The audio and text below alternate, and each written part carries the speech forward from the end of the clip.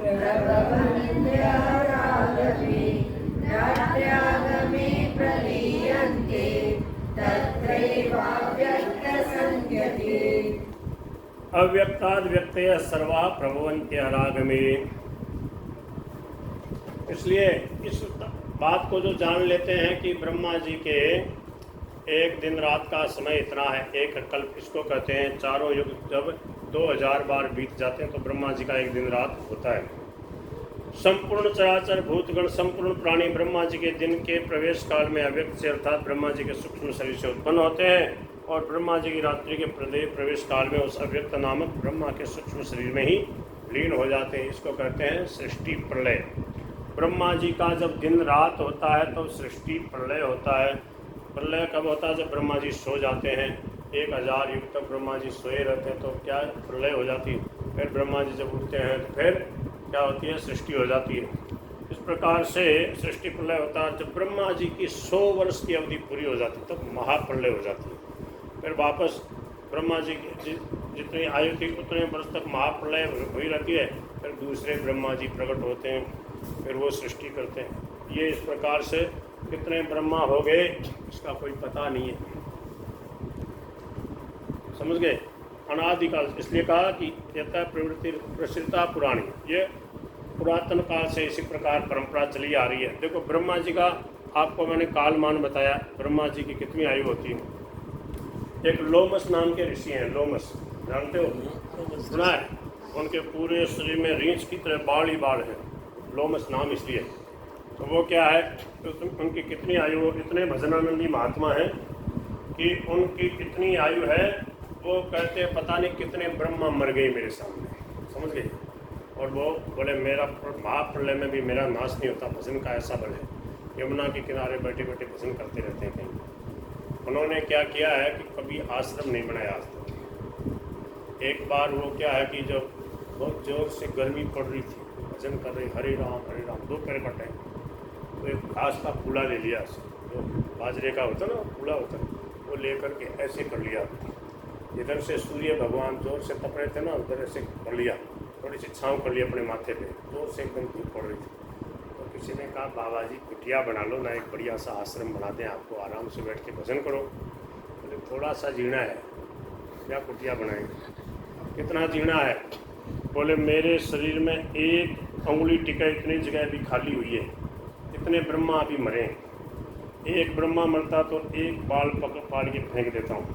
और बोले एक अंगुली टिका इतनी जगह भी खाली हुई, इतने ब्रह्मा अभी मरे हैं और पूरे शरीर में बाल ही बाल है। एक एक बाल मेरा जब एक एक ब्रह्मा जाएगा तो मैं भद्र होता हूँ, एक बाल फाड़ के फेंक देता हूँ। पूरे शरीर के बाल ऐसे कर करके जितने बाल है ना, पूरे शरीर में बाल ही बाल है। जैसे शरीर में बाल है ना, वैसे बाल है रीछ की तरह। इतने ब्रह्मा जब मरेंगे तब बोले मेरा तब तक मेरी आयु है, तब मैं थोड़े से जीवन के लिए क्या कुटिया बना। इसलिए क्या है, जब जोर से धूप आती है तो घास का फूला लेकर के ऐसे थोड़ा सा कर लेता हूँ, मस्ती से भजन करता हूँ। समझ गए आप? ऐसे ऐसे महात्मा हैं, तभी तो ये सृष्टि चल रही है, तभी ये पृथ्वी जो है जल के ऊपर झूल रही है। और एक ऐसे महात्मा थे दालबे नाम के। एक बार भगवान अर्जुन को ले गए दालबे आता ना, प्रहलाद नारद पराशर पुंडरीक व्यासा मरीश शुक्र शौनक भीष्म दालबे ऋषि। तो वो बैठे बैठे शांति से भजन कर रहे। भगवान से अर्जुन बोले महाराज वो धूप में बैठा है बाबा जी बेचारा, उसकी भी व्यवस्था तो कर दो। ऐसे कोई पार्टी पट्टा होता ना धूप में, कोई ऐसी मतलब यमुना के किनारे वो भी भजन कर रहा मस्ती से। भगवान श्री कृष्ण बोले अर्जुन कुछ तो ले, उसको कितनी आयु है? महाराज इतनी तपस्या कर रहा है, ऐसे मस्ती से बैठा है इसमें धूप में और एक पत्थर के ऊपर बैठा है ऐसे यमुना जी के किनारे। तो अर्जुन बोले महाराज आपकी कुटिया बनवा दें, हम पांडव लोग हैं, हमारे यहाँ पर हमारा राज चल रहा है, इसमें बढ़िया सा आश्रम बना दें, आप आराम से रहो। थोड़ा सा जीवन है भाई, क्या करना है? कितना जीवन है? बोले पता नहीं कितने लोमस मेरे सामने मर गए। समझ में आ रही है क्या? कितने लोमस, समझ गए? ऐसे ऐसे महात्मा हैं, उनको क्या है काल की दाल नहीं गलती। उनका शरीर चिन्मय हो गया, दिव्य हो गया, भगवान का नाम जो है वो ऐसे चेतन चिन्मय हो गए कि वो सब सृष्टि प्रलय होती रहती है और उनका कुछ नहीं बिगड़ता, वो वैसे ही भजन करते रहते हैं। महाप्रलय हूँ नाश तब नहीं, जैसे कहा गोस्वामी जी को वरदान मिला ना, महाप्रलय आने पर भी तुम्हारा नाश नहीं होगा। कैसे नहीं होगा? आपने लव कुश की वो देखी थी फिल्म, लव कुश की जो चली थी, नहीं देखी?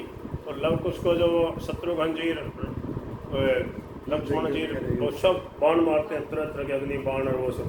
तो वो क्या नाम जब कुछ करते हैं, वाल्मीकि जी ने उनको कह दिया आप तुम किसी से नहीं हारोगे। तो नाम जब करते हैं तो एक घेरा बन जाता है, कोई भी अस्त्र शस्त्र उनका कुछ नहीं बिगाड़ पाता है। ऐसे ही प्रलय होता है तो क्या है, अग्नि होती है, जल वगैरह ये सब तबाह हो जाता है, सब स्वाह हो जाता, कुछ नहीं रहता। और वो महात्मा जो है ना, ये जो लोमस जी हैं, अगस्त, ये जो ऐसे ऐसे महात्मा हैं, और वो जो काकभूषुंडी जी हैं, नीलगिरी पे भजन कर रहे हैं, उनके आश्रम के बाहर है ये सब माया। उनका आश्रम वैकुंठ की तरह बन गया। और वहाँ पर क्या है, वहाँ आते ही क्या कहते हैं काकभूषुंडी जी के पास आकर के, गरुड़ जी नाथ तवाश्रम आए मोर मोर ब्रह्म भाग। उस आश्रम के पास आसपास माया का प्रवेश नहीं है।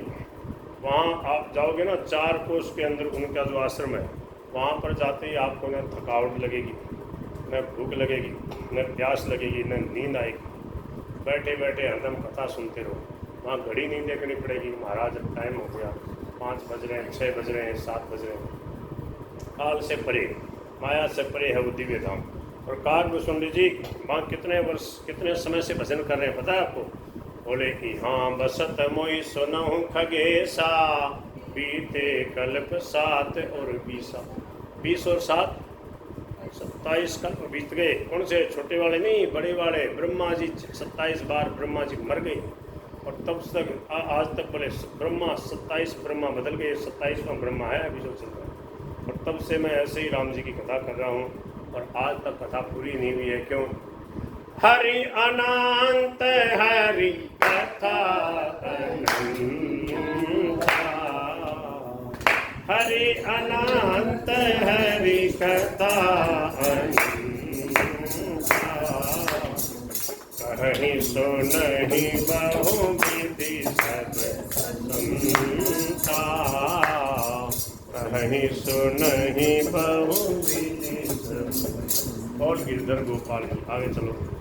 8वां अध्याय पूरा नहीं हो रहा, भगवान की कथा कहाँ पूरी होती है? गीता ही पूरी नहीं होती है, न रामायण पूरी होती है, न भागवत पूरी। समय पूरा होता है। क्यों? तो अव्यक्ता तो ये हो गया। तो ब्रह्मा जी के संपूर्ण चराचर भूत प्राण ब्रह्मा जी के दिन के प्रवेश काल में अव्यक्त से अर्थात ब्रह्मा जी के सूक्ष्म शरीर से उत्पन्न होते हैं। सर्वा अव्यक्तय अराग में अव्यक्ता प्रभवंती। रात्र्याग में ब्रह्मा जी की रात्रि के प्रवेश काल में तत्र अव्यक्त संग के अव्यक्त नामक ब्रह्मा जी के सूक्ष्म शरीर में ही लीन हो जाते हैं। अव्यक्ताद व्यक्तय सर्वा प्रभवंत्य अराग में, अराग में मानी ब्रह्मा जी के दिन काल के समय में अव्यक्ताद ब्रह्मा जी के सूक्ष्म शरीर से व्यक्तय संपूर्ण प्राणी प्रभवंती प्रकट होते हैं। रात्र्याग में ब्रह्मा जी के रात्रि के समय में प्रलीयंते उन्हीं तत्र अव्यक्त संग के ब्रह्मा जी के अव्यक्त नाम वाले सूक्ष्म शरीर में सबके सब प्रवेश कर जाते हैं। पर ये प्राणी समुदाय वही है, ये बदला नहीं है। आत्मा सच्चिदानंद घन जो आत्मा है, चेतन जो परा प्रकृति वो का वही है। ये श्लोक स्वामी जी बहुत बार बार बोलते थे कि हमारी सत्ता वही की वही है। शरीर बदलते हैं, हमारा नहीं बदलाव होता, हम अविनाशी हैं। भूतग्रामः स एवायम् भूत्वा भूत्वा प्रलीयते। भूतग्रामः स एवायम् भूत्वा भूत्वा प्रलीयते। रात्र्यागमे वशः पार्थ प्रभवत्यः रागमे। रात्र्यागमे वशः पार्थ प्रभवत्यः रागमे। भूतग्राम सैव अयम्, भूत्वा भूत्वा उत्पन्न हो करके और लीन हो रहा है, मर रहा है, जब बार बार जन्म मरण के चक्कर में जा रहा है। और ये स्वयं अविनाशी है, ये मेरा अंश है। भूतग्राम है सैव है, वही है। 84 लाख योनि में वही जाता है, नरकों में वही जाता है। रात्र्याग में वशः पार्थ है। रात्रि के प्रवेश काल में क्या होता है?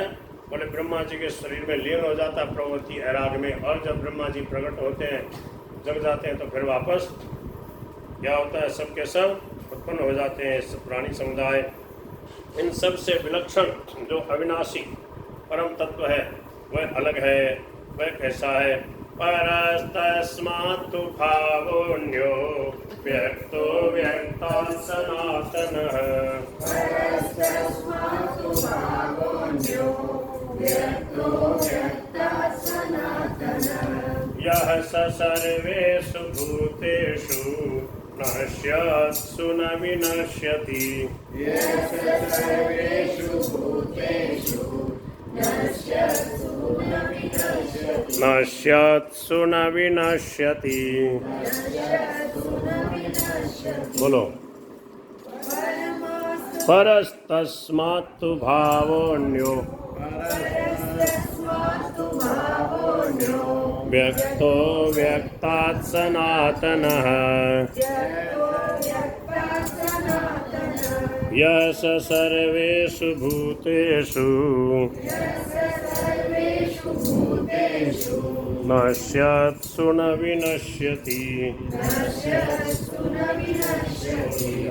परस्तस्मात्तु परंतु उस अव्यक्त से ब्रह्मा जी के सूक्ष्म शरीर से भी अति विलक्षण दूसरा जो भाव रूप सदा रहने वाला सनातन अव्यक्त जो परमात्मा है, परम दिव्य पुरुष है, वह सब प्राणियों के नष्ट होने पर भी कभी नष्ट नहीं होता, वह सदा एक रस रहता है।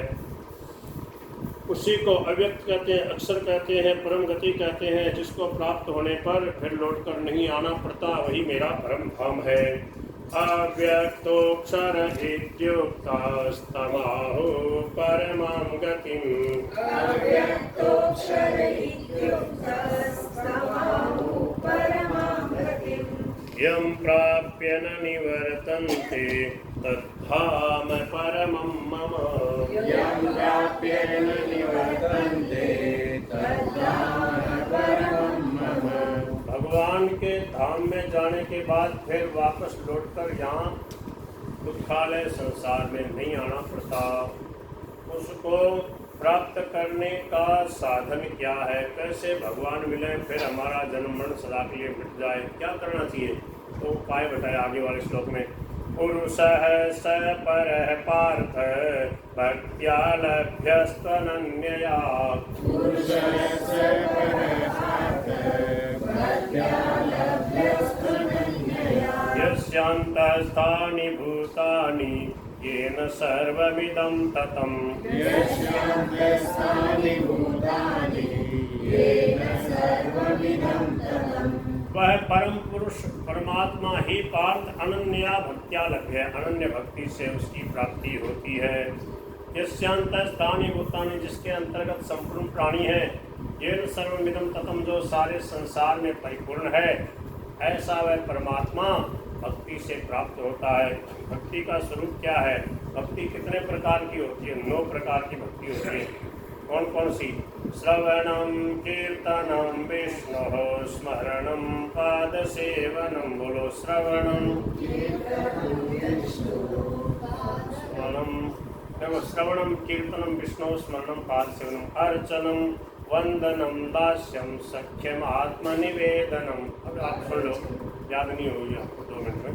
देखो, भगवान की कथा सुनना, भगवान की बातें सुनना, गीता जी सुनना, पढ़नी आवे तो पढ़ना चाहिए, नहीं पढ़ना आवे तो सुन लेना। क्यों? पूरा ढेरा है, पटेड़ा जो छोटा टाबर है, और क्या है कि जिसकी लगन नहीं है पढ़ने की, तो बोले वो सुन लो। सुनने से क्या होगा? बोले श्रद्धावान नसूयश्च शृणुयादपि यो नर। भगवान ने अंत में कहा है 18वें अध्याय के 31वें श्लोक में, जो श्रद्धा पूर्वक इस गीता ग्रंथ को सुन लेगा तो वो भी क्या है, सो भी मुक्ता है, वह भी मुक्त हो जाएगा, उसका भी कल्याण हो जाएगा, उसका भी उद्धार हो जाएगा। सो भी मुक्त है शुभान लोकान प्राप्त याद पुण्य कर्मणा। और जो मेरे भजन करने वालों को जो दिव्य धाम की प्राप्ति होती है, वही परम धाम उस गीता सुनने वाले को भी प्राप्त हो जाएगा। ऐसी महिमा है। तो क्या है? श्रवणम, पहली भक्ति है सुनना। दूसरी है कीर्तनम, भगवान के नाम का कीर्तन करना। आप सुनते हो, कीर्तन करते हो और भगवान का स्मरण करना।